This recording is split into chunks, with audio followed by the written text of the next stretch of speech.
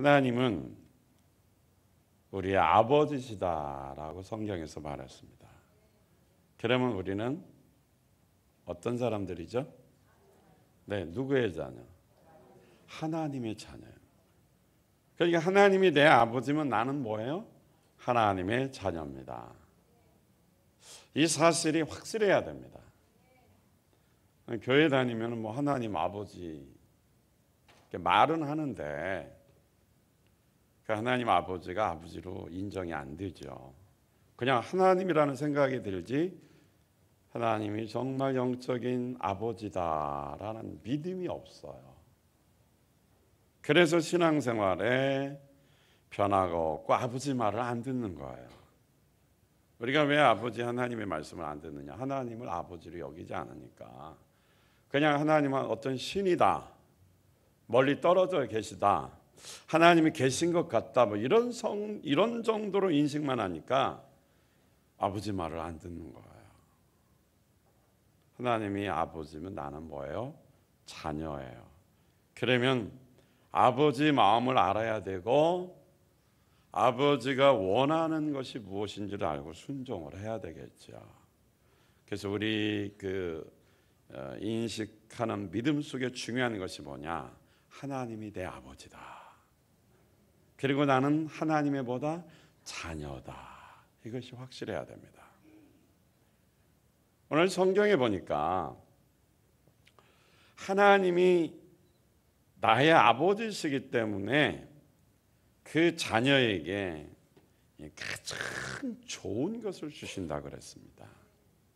마태복음 7장 11절 말씀에 보니까 너희가 악한 자라도 좋은 것으로 자식에게 줄 줄 알거든 하물며 하늘에 계신 너희 아버지께서 구하는 자에게 좋은 것으로 주시지 않겠느냐.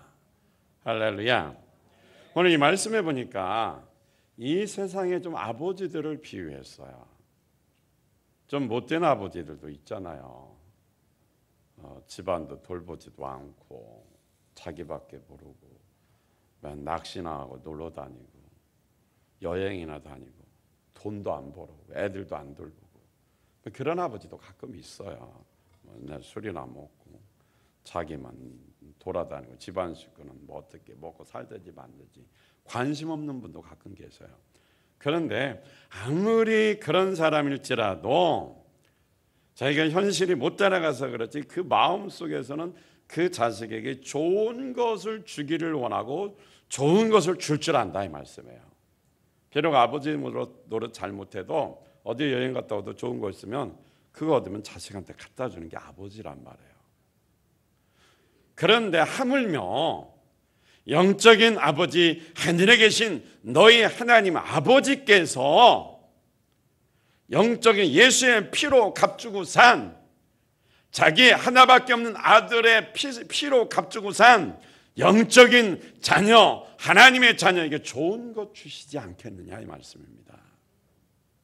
좋은 것 주는데 어떤 사람에게 주느냐? 구하는 자에게 주신다 이 말씀입니다. 아버지에게 구하는 자에게 좋은 것을 주시겠다고 성경은 분명히 약속하고 있습니다. 그래서 예수님께서 말씀하셨어요. 너희들이 아버지께서 좋은 것 주시는 거 받기 위해서 내가 너희에게 기도하는 것 방법을 가르쳐 주는데 이렇게 기도하라 그러는데 특별히 주기도문 말고 내 이름으로 기도하라 그랬습니다. 예수 이름으로 기도하면 하나님께서 우리의 아버지니까 좋은 것 주신다라는 것입니다. 내 이름으로 무엇이든지 구하면 내게 구하면 내가 시행한다 그랬습니다.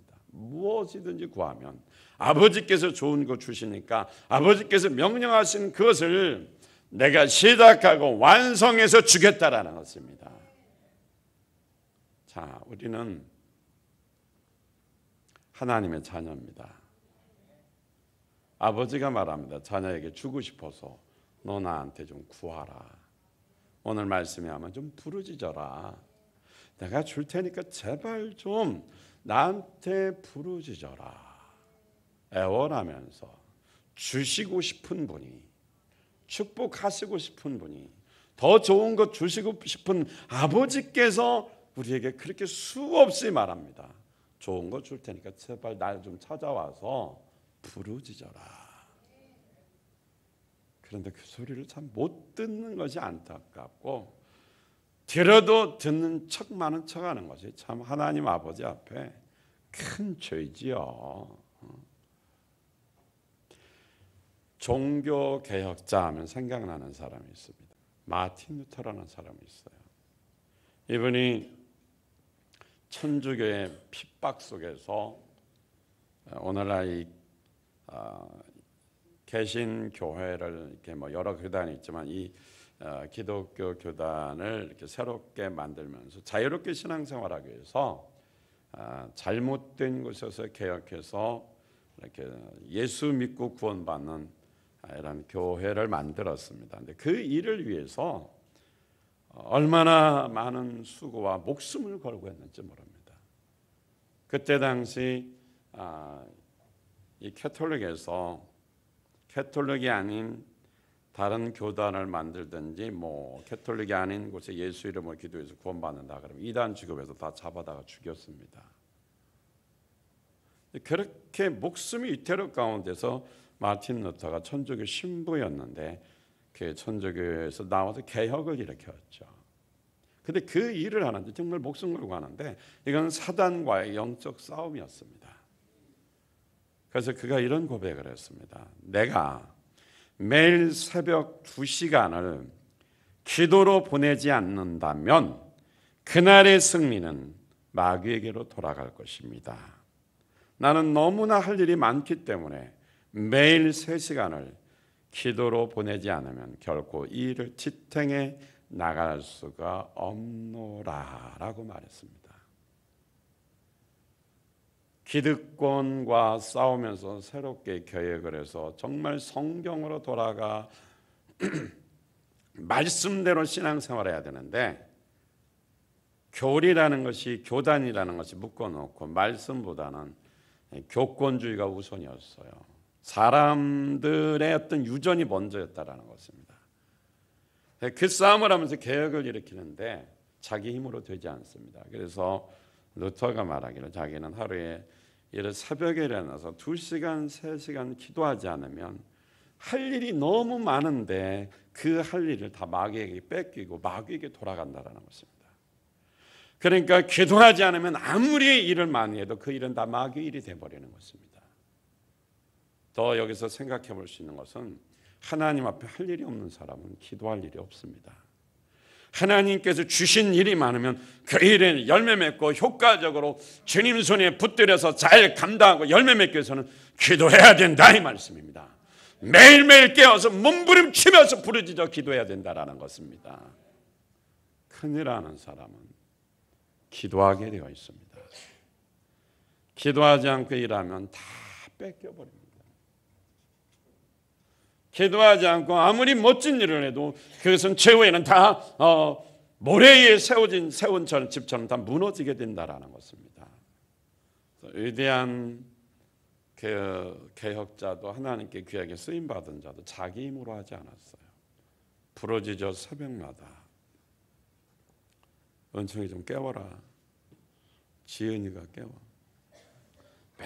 매일매일 기도했다라는 것입니다. 잔느 기영이라는 여인이 있습니다.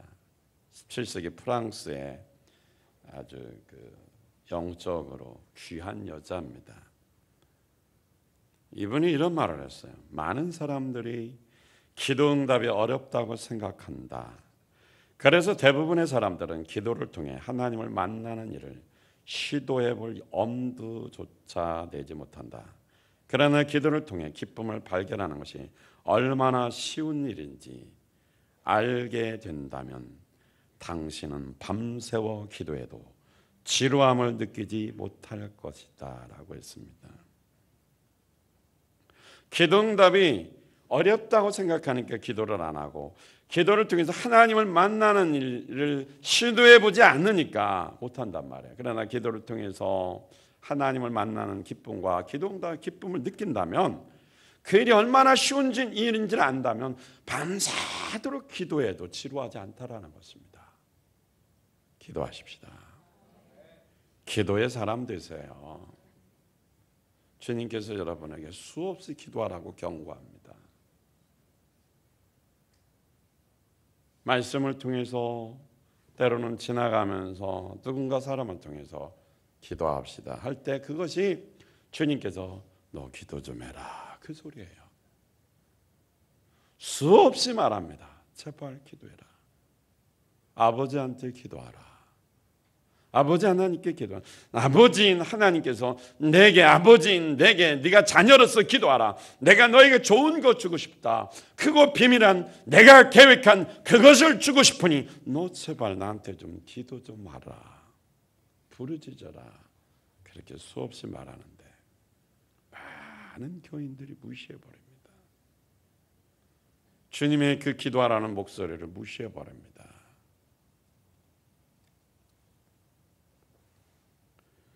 새벽 내 인생의 가장 소중한 시간이라는 책에서 이런 말을 했어요.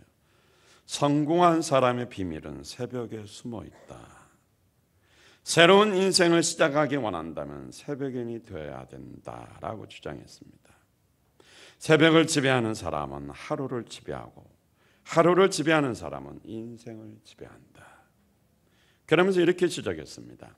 현대인들이 퇴근 후 동료들과 즐기는 맥주 한 잔, 늦은 시간까지 TV 신청, PC 게임, 인터넷 서핑, 요즘으로 말하면 밤새도록 카톡, 카스토리, 스마트폰 가지고 놀다가 새벽을 빼앗아 그런 것들 빼앗아 갖고 그것 때문에 성공을 빼앗겼다라고 주장합니다. 늦잠 자는 사람들은 자신을 야행성이라고 말합니다. 야행성. 밤에 사는 사람. 밤에 사는 새가 뭐지? 박쥐하고 부엉이지. 그래서 자기는 야행성이라 새벽에 못 일어난다. 그런데 실제 조사해 보면요, 야행성 유전인자를 가진 사람이 어쩌다 있긴 있어요. 5%에서 6%밖에 안 된답니다. 근데 우리나라는 야행성이 5%, 6%가 아니라 내가 볼 때는 90%는 될 것 같아요.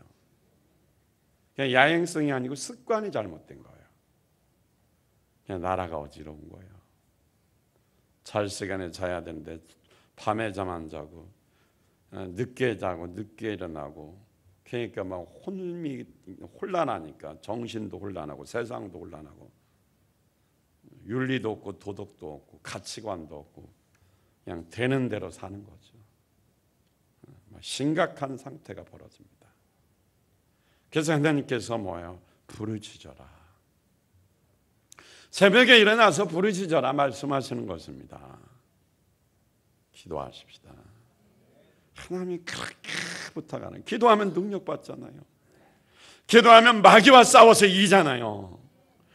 기도하면 하나님의 능력이 임하고 성령이 임하니까 내 삶에 놀라운 변화가 일어나지 않습니까? 제발 너희들 기도 좀 해라. 주님께서 말씀하는 소리가 안 들립니까? 얼마나 기도 안 하는지 몰라요. 흉내만 내죠. 기도 안 해요. 기도하러 오지도 않죠. 추석 때는 그렇다 치고 추석 지났는데 왜 기도 안 하십니까? 여러분이 하나님의 도움 없이 배짱으로 떵떵거리면서 살 수 있는 그런 능력이 얼마나 있습니까? 가다 보면 얼마나 그렇게 살겠어요. 한계 도달하면 아무것도 없습니다. 기도해야 응답이 있고 새 힘이 있고 살 소망이 있는 것입니다. 기도해야 변화가 일어납니다. 전에도 보면 새벽에 남자들 와서 기도하는 분들이 계셨었어요.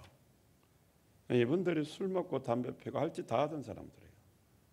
어느 날 새벽에 나오기 시작하더니 방언서를 받았답니다. 통성 기도하다가 자기 혼자 받은 거예요. 또 계속 기도하는 어느 시점 한 달인가 두어 달 기도하더니 목사님 담배 끊었습니다. 또 어느 정도 지나더니 이제는 술도 끊었습니다. 기도하면 변화가 일어나요.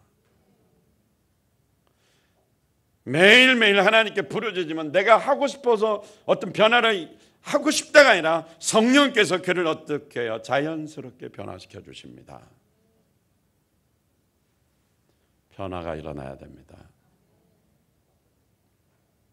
여러분, 설교 듣다 보면 찔리는 게 많죠. 찔리는 게 많을 거예요. 어떤 게 찔리냐면 세상에서 그렇게 재미있게 마음 놓고 죄라고 생각하지 않고 실컷 즐기면서 살았는데 어느 날 말씀을 듣다 보니까 그게 죄입니다. 설교가 들려져요. 그러니까 갈등이 생기는 겁니다. 이건 뭐 이런 걸 죄라고 하지? 뭐 다들 그렇게 사는데 뭐 나만 특별한 거 왜 이걸 죄라고 말하지? 그래서 그걸 받아들이기 싫어합니다. 이게 무슨 말이냐? 당신은 가치관이 변화되지 않은 거예요. 성경을 모른다라는 겁니다. 그러니까 교회 와서 찬양하고 이게 말씀 듣고 기도하고 기분 좋은데 그 한마디 그 말씀이 이상하게 자기하고 안 맞는 거예요. 그것만 아니면 다 좋은데 따라서 합니다. 그것만 아니면 다 좋은데 그게 내 양심을 너무 찔러서 괴롭다. 이런 거 있잖아요. 근데 이거 안 변화가 안 일어나는 거예요. 그러나 당신이 기도하면 양심이 찔립니다. 기도하면 잘못 살았구나. 이게 엄청나게 큰 죄구나. 이것 때문에 내가 멸망할 뻔했구나. 이것이 엄청난 위기구나. 깨닫는 순간 무릎 꿇어 회개하고 기도하게 되어 있습니다. 그러니까 기도해야 은혜 받고 변화되는 거예요. 졸면 소용없고요. 진짜 말씀 듣고 기도해야 변화가 일어나요. 양심이 찔려서 회개하기 시작하는 것입니다. 그래서 주님께서 처음부터 회개하라 소리 안 합니다. 고치라 소리도 안 합니다. 단지 내가 너한테 좋은 거 줄 테니까 속삭이듯이 말합니다. 부르짖어 기도하라. 너 어떻게 네 마음대로 그렇게 사냐? 내가 너를 그렇게 찾는데 어떻게 네 마음대로 네 생각대로 사느냐? 기도하라고 말합니다. 어디 와서? 교회 와서. 이런 사람들 계셔요. 기도하세요. 그러면 저 목사님 기도 잘하고 있습니다. 이렇게 대답하는 분 계세요. 어디서 합니까? 집에서 꼭 20분씩 기도합니다. 기도했어요. 맞아요. 근데 집에서 그렇게 기도하는데 얼굴에 왜 기쁨이 없습니까? 그렇게 기도하면 집안에 악한 영이 떠나가고 뭔가 집이 새로워지면서 획기적인 변화가 일어나야 되는데 왜 당신들끼리만 뭉쳐서 삽니까? 잘못된 기도를 해서 그래요. 그래서 말씀도 없고 여러분은 영적인 지배를 받게 되어 있습니다. 교회는 영적인 리더가 있어요. 성경에 보면 고린도전서 14장에 보면 방언 은사에 대해서 다룰 때 이렇게 다룹니다. 방언을 많이 하고 예언을 하고 통변을 하되 너희들은 그 위에는 영적 지도자에게 질서를 통해서 지배를 받아야 된다고 말하고 있습니다. 너도 나도 옳다고 하면 안 되니까 순서대로 교회의 질서대로 움직이라고 말했어요. 그래서 기도는 질서대로 해야 됩니다. 집에서 하십시오. 산에 가서도 하십시오. 그러나 본 교회에서 먼저 해야 돼요. 왜? 하나님이 여기에 주신 말씀에 따라 그 말씀을 붙들고 회개하면서 기도하면서 그 다음에 또 기도를 해야 됩니다. 그리고 또 제가 말합니다. 여러분 어디 말씀 좋다고 따라가지 마십시오. 설교는 여기서 들어도 충분합니다. 자, 주일 새벽에 듣습니다. 9시에 듣습니다. 11시에 듣습니다. 1시, 2시 또 어떻게 선생님들이 가서 또 그대로 전합니다. 4시에 설교 듣습니다. 월요일이면 새벽에 듣습니다. 일주일 내내 듣습니다. 설교를 그렇게 많이 듣는데 어디 가서 또 듣습니까? 들을 필요 없어요. 그 말씀 듣고 순종하기도 바쁜데 여기저기 다니면서 듣다 보면 헷갈려 버리니까 중심이 없으니까 열매를 맺지 못하는 거예요. 여러분, 넘어지는 건 순간이에요. 수십 년을 설교 들어도요, 어디 몇 주만 가서 딱 되면 그걸로 그냥 넘어가는 게 사람이 생각이고 귀가 얇아서 그냥 넘어가 버립니다. 아니까 그 사람 아는 사정되는 말씀하니까 거기서 변화가 일어나는 거예요. 어차피 전쟁은 싸워서 이겨야 돼요.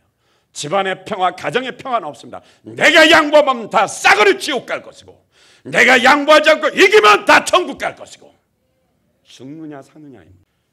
사람한테 속지 마세요. 나는 속여도 주님은 못 속여요. 당신이 가정의 탈을 떨고 양의 탈을 떨고 위선 떨고 사람 속일 수 있어요. 속이지 마십시오. 정직해야 됩니다. 하나님 앞에 정직해야 돼요. 그래야 복을 받습니다. 예수님께서요, 마태복음 5장에 보면 이렇게 설교하셨어요. 그때 이스라엘 백성들이 너무너무 어려웠습니다. 돈이 없어요.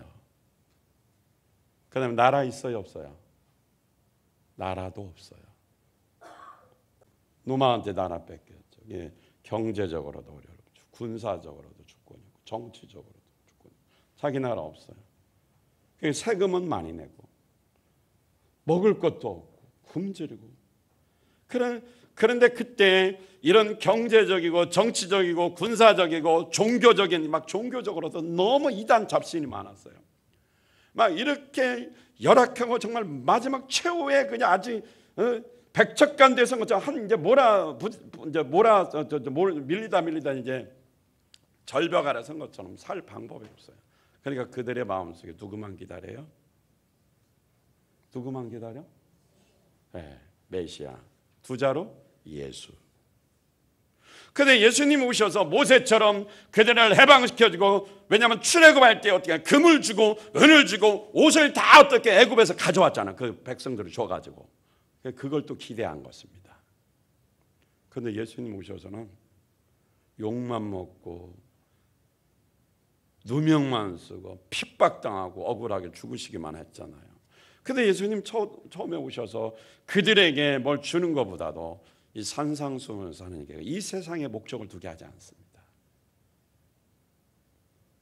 심령이 가난한 자는 복이 있나니 천국이 저희 것이며, 애통한 자는 복이 있나니 저희가 하나님의 자녀라 일컬음 얻을 것이요.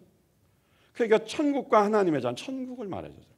이 땅에서 돈 없고 굶주리고 헐벗고 힘들고 억압받고 눌리고 소외당하고 정말 고통 속에 살지라도 너희들은 이 땅에 목적을 두고 가치관을 두고 사는 것이 아니라, 너희들이 이 땅에서 고난을 당하지만 너희들의 최후의 삶은 하늘나라다, 이 말씀이에요.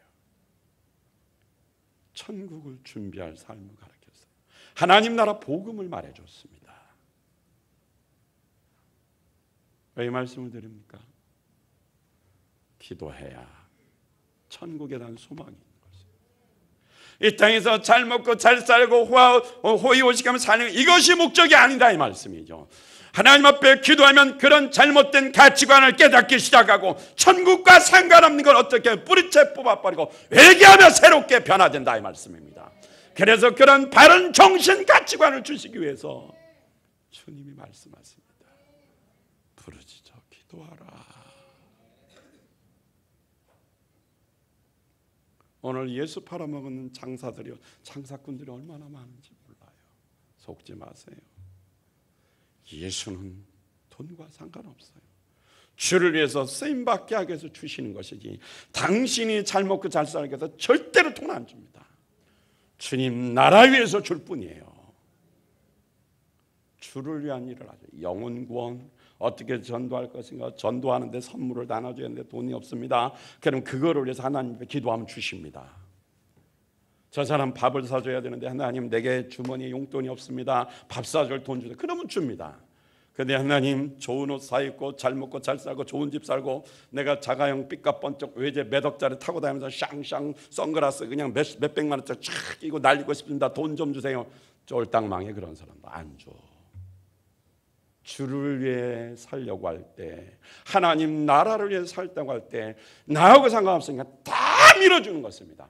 그래서 어떻게 해요? 그것이 중요한 것은, 일보다도 더 중요한 것은 나한테 기도 좀 하라 이거예요. 부르짖으면 네 마음부터 가장 좋은 거 주겠다라는 거예요. 그래서 오늘 본문에 보면 뭐요? 크고 비밀한 일을 내게 주겠다 그랬어요. 보여주겠다고. 하나님이 계획하신 일이 있어요. 나를 향해서 하나님의 뜻을 나를 통해서 이루실 그 계획, 부르짖어서 기도해야 너한테 보여주고 그 일을 지어서 성취하고 완성시켜줄 테니까 너는 부르짖어라 이 말이에요. 주야 장창 부르짖어라 이 말씀이에요.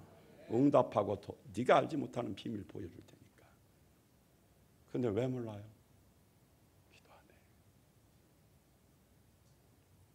오늘은 설교는 시작도 안 하는데 시간 다 가버렸네. 마지막입니다. 벌써 끝나? 12시 넘어서 끝날 거야. 원고 안 보는 게 참 좋지, 그렇죠? 근데 방송은 못 내 이런 거는. 우리끼리만 듣는 거지. 자, 이스라엘 백성들이 홍해 바다 앞에 섰어요. 모세에게 지팡이를 어떻게 해요? 가르치라고 했습니다. 모세가 기도한 거죠. 근데 홍해 바다가 어떻게 됐죠? 민우야, 하지 마. 순간에 깜빡했다. 홍해 바다가 어떻게 됐죠? 근데 거기 뭐가 있었어요? 홍해 바다 갈라졌는데 거기 뭐가 있냐고요? 에? 마른 땅. 쉽게 말하면 길이야. 바다 밑에 길이 숨겨진 걸 사람은 알아요, 몰라요? 하나님은 아니까 손 가리키라는 거예요. 그 깊은 바닷속에 마른 땅처럼 건너갈 바위돌로 쫙 어떻게 해요? 4차선 도로 난 것처럼 그렇게 길이 거기 숨어 있는지 아무도 몰라요. 근데 모세가 만약 못 믿었으면 기도 안 해서 가르쳐라 할 때 안 가르치는 거죠. 근데 하나님 시키는 대로 지팡이 가르쳤더니 갈라졌어요. 그때 보니까 하나님이 감춰놓은 길, 크고 비밀한 길이 거기 있었어요. 그런 길을 통해서 건너가고 구원받고 축복받고 하나님의 기적을 이루기 위해서 당신 뭐 하라는 거예요? 기도해야지. 엉뚱한 짓 하지 말고. 머리 쓰지 말고 위선 떠지 말고 거짓말하지 말고 하나님께 기도하면 하나님이 감춰놓은 그 비밀의 좋은 통로, 길을 알려주고 해결책을 주시는데 왜 자꾸 엉뚱한 데 가서 매달리냐고요. 주님이 말씀하십니다. 부르짖어 기도하라. 제발. 아버지가 말합니다. 난 네 아버지다. 의붓아버지 아니고 내가 예수 피로 친히 낳은 너는 내 자녀다. 내가 하나님 아버지다. 너 주소온 아들 아니다. 내가 너의 아버지다. 좋은 것 주기 원하는 너의 하나님 아버지다. 모든 영의 아버지다. 나를 믿고 구하라. 그럼 내가 너에게 좋은 것 주겠다라는 것입니다. 근데 아들이 안 믿어. 딸들이 안 믿어요. 속으로 믿는다고요. 근데 왜 기도 안 해요? 기도 안 하는 건 안 믿는 거예요. 아까 잔느기용 여사가 말했잖아요. 기도의 맛을 알면 밤새도록 부르짖는다. 머리만 가지고 있지 당신의 가슴에 예수가 없어요. 진짜 예수가 있으면 하나님이 아버지로 믿어집니다. 그 아버지가 어떻게 해요? 구하는 자에게 좋은 것 주시겠다. 너는 내게 부르짖으라. 내가 내게 응답하겠고 내가 알지 못하는 크고 비밀한 일 보여줄 테니까. 그리고 이를 행하시는 여호와, 그것을 지어 성취하는 여호와, 모든 것을 계획하시고 만드신 그 하나님, 크고 비밀한 일을 가지고 너에게 응답할 테니까 네가 할 일은 뭐냐? 단도직입적으로 명령합니다. 부르짖으라. 명령이에요. 예레미야가 감옥에 갇혀 있었습니다. 고통 속에 씨름하고 있었습니다. 나라가 촛불 풍전등화 바람 앞에 촛불처럼 멸망 직전이었습니다. 그때 단도직입적으로 말합니다. 부르짖어라. 내가 내게 응답하겠다. 이 소리가 내게 들려야 돼요. 내일부터 40일 새벽 기도입니다. 빠지지 말고 짧은 시간입니다. 와서 부르짖으시기 바랍니다. 한번 이 가을 10월에 기도해서 기적이 일어나고 새로운 신앙생활로 변화, 나부터 변화되고 가정이 변화되고 자녀들이 변화되고 교회는 부흥되고 새로운 성령의 역사의 물결이 흐르기를 주님의 이름으로 축원드립니다. 부르짖어라! 주님의 목소리로 들려지시길 바랍니다. 응답하십니다. 크고 비밀한 축복을 주신다고 약속했습니다. 부르짖어 큰 축복받는 저와 여러분 되시길 주님의 이름으로 축원드립니다. 할렐루야!